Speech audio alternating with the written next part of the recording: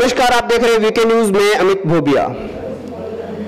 आज सुबह प्रधानमंत्री नरेंद्र मोदी लाल किले की प्राचीर से भाषण दे रहे थे और इस देश के 125 करोड़ लोगों को संबोधित कर रहे थे। उन्होंने कई राजनीतिक मुद्दों को भी वहां पर समेटा और लग रहा था कि वो 2022 की तैयारी में है।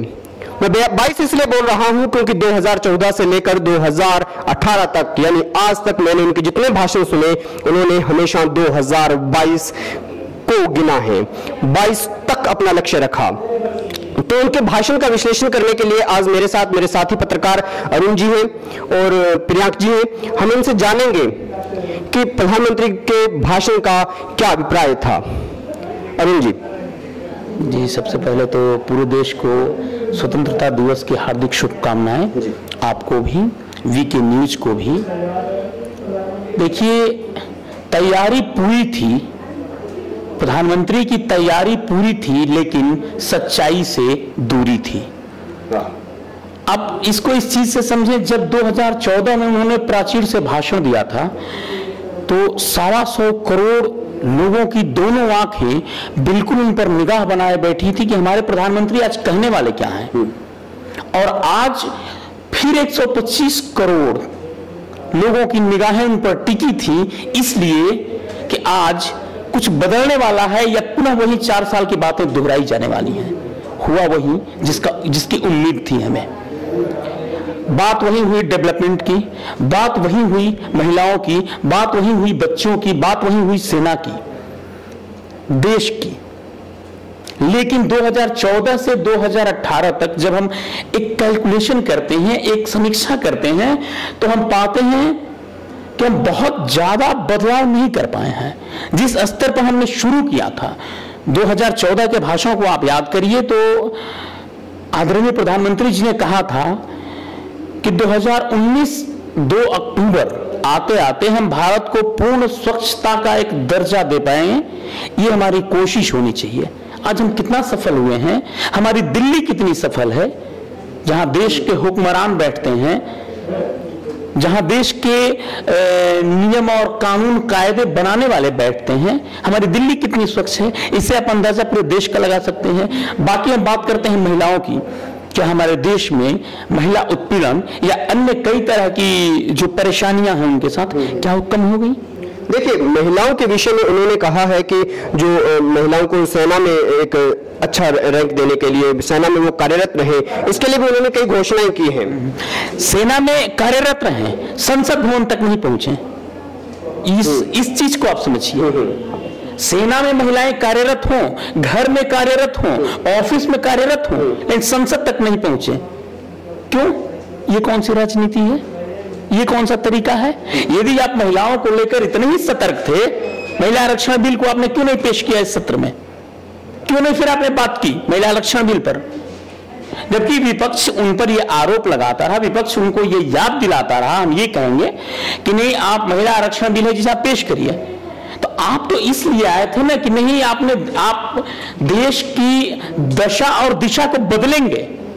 जब वही करना था तो मनमोहन क्या बुरे थे? प्रधानमंत्री मोदी की एक आप जब वो भाषण दे रहे थे, उससे पहले आपकी क्या महत्वाकांक्षा थी, क्या सुनना चाहते थे लोग? क्योंकि इस पर बड़ा डिस्कशन हुआ, कल का पूरा दिन निकल गया, परसों का पूरा दिन निकल गया, लोगों को था कि मॉब लिंचिंग पे बोलेंगे और इन चीजों पे बोलेंगे, उसके विषय में क्या कहेंगे? देखिए, देश में कई तरह की बातें हैं। अभी जिस स्तर पर महिलाओं के साथ जो उत्पीड़न हो रहे हैं कि फांसी की सजा का प्रावधान किया गया, मॉब लिंचिंग वाली जो बात है, युवाओं के रोजगार की जो बात है, IT क्षेत्र हो या कोई भी किसी भी क्षेत्र की आप बात लें, उसमें जो रोजगार के मुद्दे हैं, ये लग रहा था कि नहीं, अब ये उनके कार्यकाल का अंतिम भाषण है, ये मुद्दे इसमें समेटे जाएंगे, इन मुद्दों पर कुछ बात होगी। ये कहा जाएगा कि नहीं, हम युवाओं के लिए एक रणनीति लेकर आ रहे हैं, ये एक स्ट्रेटजी के तहत हम महिलाओं के लिए काम कर रहे हैं, आने वाले टाइम में हम उद्योग को डेवलप करने के लिए इस मुद्दे पर बात करने वाले हैं। तो आप, ये तो वही कहानी हुई ना कि एक बच्चे को हम इतिहास पढ़ाए जा रहे हैं। आप अपने 4 साल का इतिहास पढ़ा रहे हैं कि हमने 4 साल में क्या क्या किया। वही हम एक बच्चे को अपने पूरे हिंदुस्तान का इतिहास पढ़ाते हैं कि अंग्रेजों ने ये किया, मुगलों ने हमें लूटा, अंग्रेजों ने लूटा, दुनिया ने लूटा, ढुमका ने लूटा। जब हम उन्हें ये नहीं बताते कि हम आगे कैसे बढ़ेंगे, हम किसी टेक्नोलॉजी की बात नहीं करते और उम्मीद करते हैं कि हमारा लड़का वैज्ञानिक बने। कहां से बन सकता है वैज्ञानिक जब उसे हम मुगल और इतिहास तक मुगल और अंग्रेज तक ही सीमित रख लेंगे? वही कहानी है जब 4 साल तक आप बता रहे हैं कि नहीं हमने 4 साल में ये किया ये किया ये किया। वो कह रहे हैं कि बदलाव 2014 में जब हम जहां पर खड़े थे वहां से कितना आगे आए हैं, इस विषय पर वो बात कर रहे हैं। प्रियांक जी, आपका इस पे क्या कहना है कि 2014 में हम कहां पर थे और 2018 में कहां तक पहुंचे? जी, सबसे पहले तो आप सभी को स्वतंत्रता दिवस की शुभकामनाएं प्रेषित करता हूं। और लाल किले की प्राचीर से दिए गए अगर मोदी के भाषण का जिक्र हो तो ये पूरा भाषण, अगर अलग अलग पहलुओं का जिक्र हो तो शुरुआत से आखिरी तक ये भाषण कम योजनाओं का बखान ज़्यादा लग रहा है। सबका अपना अपना नज़रिया हो सकता है, लेकिन शुरू से आखिरी तक आप अगर अलग अलग पहलुओं पर गौर करें तो इन्होंने शुरू से ही अपनी योजनाओं को बखान पर ही गौर किया। जब रुके हुए बिल की बात आती है तो प्रधानमंत्री मोदी ने कहा कि पिछले 18-19 साल में पहली बार संसद का जो स्तर था वो अच्छे से चला, सबसे ज्यादा कामकाज हुआ उसमें। पिछले 18 साल में कामकाज तो बहुत सी लास्ट स्तर अभी जो सेशन खत्म हुआ, इनको अलग अलग पहलुओं में इस तरह देखना होगा कि कई काम ऐसे हैं, सिलेंडर की आप बात करें और बिजली की बात करें तो ये इसमें कोई संदेह नहीं कि बिजली गांव-गांव तक पहुंचाने में मोदी सरकार का एक बहुत बड़ा योगदान रहा है। जब लोग लाइन में सिलेंडर के लिए लगे रहते थे, एलपीजी सिलेंडर के लिए, तो आज लोगों को राहत मिली है। लेकिन कई ऐसे मुद्दे हैं, रोजगार, महंगाई, जिसमें कहीं ना कहीं इस सरकार को अभी लोगों को इस सरकार की ओर से निराशा ही हाथ लगी है और उस मुद्दों का जिक्र करना भी नहीं चाहती गवर्नमेंट। जो मुद्दे सफल रहे हैं वो आगे रखे गए, लेकिन उन मुद्दों का जिक्र नहीं जहां आप नाकामयाब रहे हैं। अरुण जी, गैस सिलेंडर 2013 वाली सरकार होती, मोदी जी ने साफ साफ कहा कि वो सरकार होती तो 100 साल तक संभव नहीं था कि किसी गरीब के घर पहुंचता, 10 साल तक ये संभव नहीं था कि हर गांव तक बिजली पहुंचती। प्रियांक जी भी मान रहे हैं कि ये तो मोदी सरकार ने किया है, आपकी क्या राय? देखिए, आप करने ही आए हैं, ये क्यों बता रहे हैं कि आपने एहसान नहीं किया? आपने वही काम किया जो आप करने आए थे, जिस काम के लिए आपको देश की जनता ने चुना। आज देखिए, जो बड़े बड़े मुद्दे हैं, प्रदूषण का मुद्दा कोई कहीं बात नहीं कर रहा, मैं सीरियस मुद्दों पे बात करूं, प्रदूषण का मुद्दा कोई कहीं बात नहीं कर रहा। हजारों बच्चे हमारे देश के प्रदूषण की वजह से मर रहे हैं। और दूसरी चीज मैं आ रहा हूं, जल संरक्षण का मुद्दा। ये स्थिति हो गई हमारे देश में कि ठंड में हम फॉग से मरते हैं, बारिश में बाढ़ से मरते हैं, गर्मी में पानी के बिना मरते हैं, सूखे से मरते हैं। ये आखिर इन चीजों पर, ये बड़े स्तर के, ये इनको विजन के तौर पर आपको लेना होगा, तब आप काम कर पाएंगे। बिल्कुल, आप कह रहे हैं कि बड़े स्तर के मुद्दे हैं। आज प्रधानमंत्री मोदी ने खुद कहा कि एक रिपोर्ट आई है कि 3.5 लाख बच्चे जो हैं वो बचे हैं इस वजह से कि हमने स्वच्छ भारत अभियान चलाया, गंदगी कम हुई। प्रदूषण को रोकने के लिए नितिन गडकरी पहले भी साफ साफ कह चुके हैं, मैं उनके कार्यक्रम में गया था, उन्होंने साफ साफ कहा था कि हम इलेक्ट्रिसिटी वाली जो कारें हैं वो लाने का काम कर रहे हैं। ठीक है, एक व्यवस्था में वक्त लगेगा, 2025 तक वो टारगेट लेके चल रहे हैं कि हम प्रदूषण मुक्त कर देंगे। दिल्ली को सीएनजी कभी था नहीं, अब सीएनजी पे चल रही है दिल्ली में हर गाड़ी, कभी प्रदूषण के घेरे में थी दिल्ली। तो ऐसे ये वक्त मांग रहे हैं, वो कह रहे हैं कि 2022। देखिए, हर चीज को आपको 2022, क्या आपको याद है पीएम मोदी का एक भाषण, आपने दूसरों को, मैं किसी का समर्थक नहीं हूं, लेकिन उन्होंने यही कहा था कि आप दूसरों को 60 साल दे चुके हैं, हमें आप 60 माह दीजिए। 60 माह कितना होता है? 5 साल। 5 साल में वो परिवर्तन यदि दिख रहा होता, आपको आज भी याद होगा जब पीएम साहब ने नोटबंदी की थी, देश की एक एक जनता, एक एक बच्चा उनके साथ खड़ा था कि नहीं, हम नोटबंदी में पीएम साहब के साथ हैं, चूंकि वो कुछ अच्छा करने वाले हैं। उसका परिणाम क्या निकला? आरबीआई बता रहा है कि हम पैसे नहीं गिन पाए आज तक। भाई साहब, देश के सबसे बड़े बैंकों के बैंक आप कहलाते हैं और आप पैसे नहीं गिन पाए। वो तो कहते हैं कि हमने तो 800 कंपनियां बंद कर दी, इतने लाख कंपनी, 1.5 लाख कंपनियों के तो हमने वो लाइसेंस रद्द कर दिए, वो तो कहते हैं। ठीक है, ये जो लाइसेंस रद्द कर दिए अच्छी बात है। देखिए, मैं आप ये सिर्फ बता दो कि मैंने ये कंपनियां बंद कर दी, इससे काम नहीं चलता। आपने कितने लोगों को, वो जो उन कंपनियों में 4-4 लोग ही काम कर रहे होंगे, 2.5 लाख के हिसाब से जोड़ लीजिए कितने हो गए? 6 लाख लोग बेरोजगार हो गए। उनके लिए आपने क्या व्यवस्था किया, ये आपने सोचा? दूसरी चीज कि जब हम पीएम मोदी साहब के भाषण पे बात करते हैं आज के, तो मुझे ये लगता है कि ये 15 अगस्त का भाषण नहीं, 2019 का भाषण है। अच्छा, आपने बिल्कुल सही जगह चोट की। ये 2019 का भाषण है, ये 2018 15 अगस्त का भाषण नहीं है। ये तो मैंने भी कहीं ना कहीं देखा, जब 2019 का भाषण लग रहा है उसमें जो सकारात्मक ऊर्जा थी, एक मतलब ऊर्जा थी, प्रधानमंत्री जी दबा कर पूरा एकदम उसी अंदाज में बोल रहे थे। 2014 वाले प्रधानमंत्री लग रहे थे जो उस वक्त दौरे किया करते थे। और मुझे भी ऐसा लगा कि ये भाषण 2019 पर सेंध लगा रहा है। जी, अरुण जी की बात से इत्तेफाक रखता भी हूँ, लेकिन कहीं ना कहीं ये एक दोहरी मानसिकता वाली बात, नज़रिए के अलग नज़रिए की बात हो सकती है। लेकिन अगर कोई भी प्रतिनिधि होगा, जनप्रतिनिधि, तो जो भी उसके भाषण होंगे या जो योजनाएं होंगी, तो कहीं ना कहीं वो कार्यक्रम के जरिए जनता को ये बताने की कोशिश करेगा कि क्या क्या योजनाएं उसने जनता तक पहुंचाई है, वो बताना जरूरी भी है। तो आप इसको अगर आलोचनात्मक तौर पे लें कि वो उनका कार्यक्रम चुनावी भाषण था, तो चुनावी भाषण में अगर मेरे हिसाब से अगर वो योजनाओं का बखान करते हैं तो वो जनता तक पहुंच रही है कि ये योजना जमीन तक उतरी है। बिल्कुल सही। मैं आपकी बातों से सहमत हूं, बताना चाहिए तभी ये जनता तक पहुंचेगी।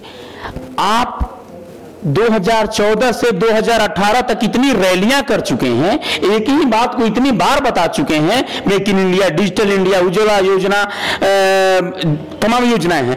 किन भाषणों में जाते हैं इन्हीं चीजों का, छत्तीसगढ़ जाते हैं वही बात बताते हैं, जम्मू कश्मीर जाते हैं वही बात बताते हैं, बिहार जाते हैं वही बात बताते हैं, पश्चिम बंगाल जाते हैं वही बात बताते हैं। उन भाषणों को दूरदर्शन पर, तमाम टेलीविजन पर, अखबारों के द्वारा प्रेषित किया जाता है। देश की जनता प्रति, देश की जनता समझती है। आपने उज्ज्वला योजना बताई, बिल्कुल सही बात है। उन माताओं बहनों के पास गैस सिलेंडर पहुंचा जो चूल्हे पर खाना बनाया करती थी। मैं इसके लिए प्रधानमंत्री मोदी साहब का आभारी हूं। लेकिन क्या आपने ये जानने की कोशिश की कि एक बार के बाद दूसरी बार उसके गैस में सिलेंडर भरा या नहीं गया, भरा गया या नहीं, और नहीं भरा गया तो क्यों नहीं भरा गया?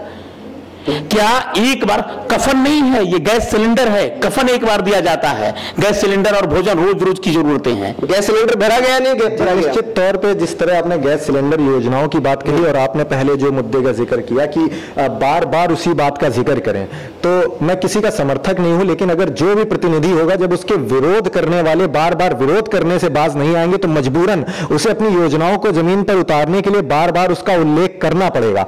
दूसरी बात आपने सिलेंडर की कही, तो योजनाएं, अलग अलग योजनाएं, सिलेंडर की बात हो या अलग अलग, वो जमीन तक पहुंचाने के लिए उसकी शुरुआत की गई, अलग अलग योजनाओं का प्रोजेक्ट रखा गया। लेकिन कोई भी प्रतिनिधि हर घर तक पर्सनली जाकर नहीं पहुंच सकता।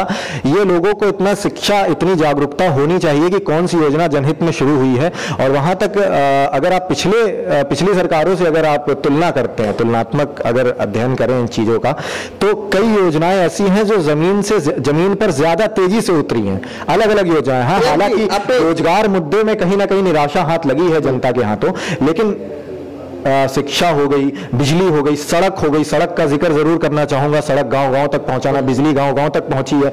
आप 5 साल पहले देख सकते थे, सिलेंडर में लोग लाइन में लगे रहते थे बहुत दूर दूर तक, तभी भी उन्हें सिलेंडर नहीं मिलता था। आज आप एक फोन करके घर में सिलेंडर मुहैया करवा रही। मैं एक किसी पार्टी के प्रवक्ता के तौर पर नहीं, एक मैं आम नागरिक के तौर पर जो मेरा नजरिया है मैं वो बोल रहा हूं। लेकिन हाँ, कई योजनाओं में निराशा भी हाथ लगी है, सिर्फ वो जुमले थे, उन तक अब उसमें काम करने की जरूरत है। प्रियंक जी, अक्सर आपको या किसी को भी, आपने भी कहा कि मैं किसी पार्टी का प्रवक्ता नहीं हूं, मैं इस खास दल बीजेपी का जो प्रवक्ता नहीं हूं, आपने कहा मैं एक आम आदमी की हैसियत से। आज जरूरत क्यों आन पड़ी है कि मैं देशभक्त हूं, मैं देशभक्त नहीं हूं? ये बताने की जरूरत क्यों आन पड़ी है? ये कहना पड़ रहा है कि भाई, चूंकि आपको देखिए परिस्थितियां इतनी उल्टी सीधी हो गई हैं, और ये नहीं है कि ये मोदी कार्यकाल में हो गई, इसकी नींव पहले ही रखी जाने लगी थी, इसकी नींव पहले ही रखी जाने लगी थी। ये है कि अब ये थोड़ा सा प्रौढ़ हो चला है, अपनी स्थिति में आ चुका है। देखिए, शुरुआती दौर में आप याद करें 2012 का जो इलेक्शन था वो बहुत ही उथल पुथल वाली स्थिति में था। ये लग रहा था कि नहीं, राम मंदिर पे लड़ेंगे, वो अयोध्या विवादित ढांचा पर लड़ेंगे, 370 पर लड़ेंगे, ये करेंगे वो करेंगे, ठीक है। ये इसकी नींव 2012 में ही रखी गई थी।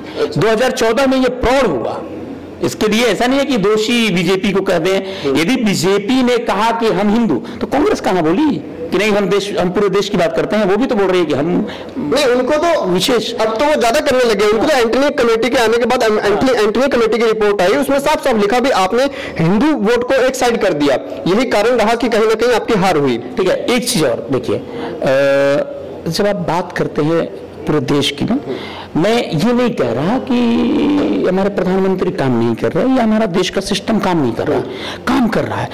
लेकिन मैं जो फाइनली बात ये कहना चाह रहा हूं कि जो देश के लोगों को एक उम्मीद थी, प्रधानमंत्री, ठीक है, मैं ये भी नहीं कह रहा कि उनके पास जादू की छड़ी हो, वो आए घुमाए और हिंदुस्तान अचानक से बिल्कुल स्वर्ग बन जाएगा, वो नहीं सक्षम है।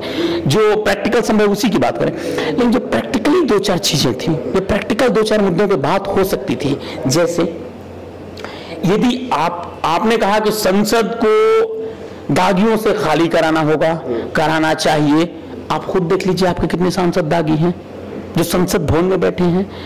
आप जिन जिन राज्यों में आपकी सरकार है वहां आप देख लीजिए। मैं नहीं कहता कि नहीं कांग्रेस आए वहां राम राज्य आ गया, कुछ नहीं है, ऐसा कुछ नहीं है, ठीक है, कहने की बातें हैं। लेकिन आपको इसलिए लाया गया था, इतने बड़े स्तर पर आपको सीटें देकर इसलिए देश की जनता ने लाया कि आप शायद इस हिंदुस्तान का कायाकल्प करेंगे, आप इसकी परिस्थितियों को, स्थितियों को, नब्ज को पहचानेंगे और उस रोग का इलाज करेंगे। लेकिन परिणाम अभी भी अपेक्षाकृत नहीं हो पाए हैं, इसलिए ये बातें हो रही हैं। इसलिए नहीं हो रही हैं कि आप गलत हैं या आपने एज एक प्रधानमंत्री के तौर पर कोशिश नहीं की, आपने बात नहीं की, सब कुछ ही। लेकिन जो अपेक्षाकृत ठीक है, विदेश में आप गए, निवेश नहीं मिला, इसके लिए आपको कोई दोषी नहीं मानता। नोटबंदी आपने की, उसमें सफलता मिली, उसके लिए दोषी कोई नहीं मानता। लेकिन नोटबंदी के जो कसूरवार थे, नोटबंदी के दौर में जिन्होंने गड़बड़ियां की, उनके लिए आपको एक फास्ट ट्रैक कोर्ट बनाकर जल्द से जल्द सजा का प्रावधान करके और देश को दिखाना था कि इन्होंने आपके साथ बुरा बर्ताव किया, इन्होंने आपको परेशान किया और ये इस सजा के हकदार। प्रियंक जी, मुझे बताना पड़ेगा कि मैं देशभक्त हूं या नहीं, क्योंकि ऐसी स्थिति बन गई है, बहुत मतलब समाज में एक माहौल बन गया है कि ये टोपी वाला है, ये तिलक वाला है, ये दाढ़ी वाला है। जी देखिए, अगर आप किसी सरकार पे नहीं नाम मौजूदा जो हालात हैं, आप अगर किसी पार्टी का समर्थन करते, सरकार का समर्थन करते, तो देश आज के समय में आपको दो तबकों में, सोशल मीडिया में ज्यादा यूज करने वाले वो इस चीज को ज्यादा अच्छे से समझ सकेंगे कि देश दो तबकों में बच चुका है, एक चमचे हैं तो एक भक्त हैं। बांटा किसने? मैं यही तो पूछ रहा हूँ, बांटा किसने? ये हालातों ने किसी ने बांटने में किसी की अहम भूमिका नहीं रही है, लेकिन ये एक चमचे और एक भक्त। नहीं, मैं इसको नहीं मानता कि बांटने की किसी की भूमिका नहीं रही। अगर नहीं रही तो कांग्रेस को ये नहीं कहना पड़ेगा मध्य प्रदेश में कि 5000 सोशल मीडिया वर्कर हमने तैयार कर लिए। जी, तो ये किसी एक का नाम ले लेना कि सिर्फ इसने बांटा है, वो मौजूदा हालात हैं। लोग अब जो बीजेपी का समर्थन कर रहे हैं उनको क्या कहा जाता है और जो कांग्रेस का समर्थन कर रहे हैं उनको क्या कहा जाता है, अलग विषय है। लेकिन जिस तरह से योजनाओं का जिक्र किया और कार्य, मतलब जो महत्वाकांक्षाएं हैं जनता की, उनमें जो निराशा हाथ लगी है उनका जो जिक्र अरुण जी ने बहुत बखूबी किया। लेकिन इसमें गौर करने वाली बात यह है कि आपने कई योजनाएं ऐसी हैं जो बीजेपी के ऊपर शुरू से ही आरोप लगते हैं कि वो सांप्रदायिक फैसले लेती है, सांप्रदायिकता को बढ़ावा देती है। और लेकिन आप इन चीज़ों से नकार नहीं सकते, इन मुद्दों को नकार नहीं सकते कि कई ऐसे फैसले लिए गए। आप नोटबंदी का जिक्र करें, जीएसटी का जिक्र करें, सर्जिकल स्ट्राइक का जिक्र करें और अभी एक देश एक चुनाव, ये जो कानून लाया जा रहा है, ये सबसे बड़ा मुद्दा है। ये सारे फैसले अगर आप इसको अलग नजरिए से देखें तो ये सियासी लाभ ना लेने के लिए किया गया है। इसमें राजनीति के अंदर सियासी लाभ नहीं लेना। मैं आपसे पूछ रहा हूं कि 5000 वर्कर मध्य प्रदेश में कांग्रेस को तैयार करने पड़ रहे हैं, भाई सोशल मीडिया पर वर्क करेंगे आप, मोब लिंचिंग कितना, मतलब ये चीजें आई कहां से? ये हमारा समाज से ऐसा नहीं था कि दाढ़ी, मूंछ, टोपी इन सब पर राजनीति होती है।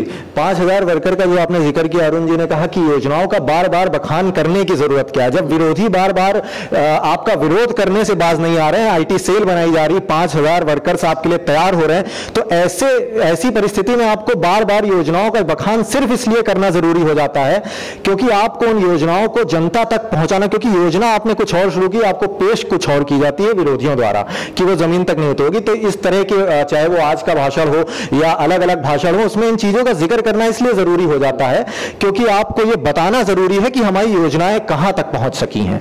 और कई फैसले ऐसे हैं जो पिछली सरकारों की तुलना में बेहतर ही कहे जाएंगे। मैं आपसे एक अंतिम प्रश्न के साथ दोनों वक्ताओं से पूछूंगा, क्योंकि एक माहौल ऐसा बन गया है कि पूरी सार्थक चर्चा हो रही है इस पे। मोदी नहीं तो कौन? जी, मोदी 2019 में मोदी नहीं तो कौन?